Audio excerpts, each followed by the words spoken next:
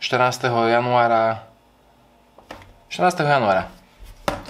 A ideme urobiť test urychľovania kiwi. Takže budeme mať 6 kiwi zatvorených v sáčku s jablkami, s etylenom a budeme mať 6 kiwi samostatne v sáčku s prístupom čerstvého vzduchu. A uvidíme za pár dní, čo skôr dozrie a či vôbec. V tej ďalšom stupe absolútne som zabudol na toto, alebo som nemal nejakú voľu natáčať, ale je 29. januára, to je viac ako 2 týždne. A ideme teda skontrolovať, ako dopadli tie kiwi. Pozrieme, že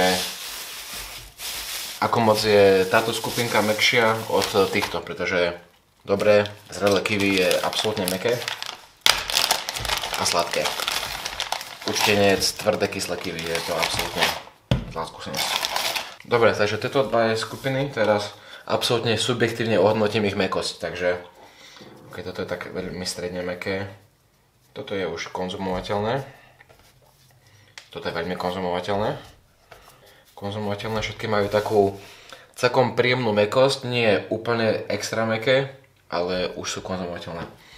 Z týchto, toto je veľmi mäkké, toto je veľmi mäkké, to je jak káša vo vnútri. Ideme ich rozkrojiť a vyskúšať, ako chutia. Takéto tmavé kiwi je super. Toto je absolútne mäkké, vidíš to? Plne sa leje z neho. OK. Prezreté. To už je prezreté, už to je také trošku nakyslasté. Ale stále sa dá jesť, v pohode. Toto tu.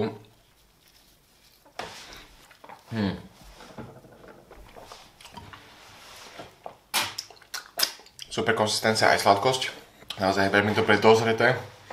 Toto jedno akurát je absolútne prezreté. Je kyslé.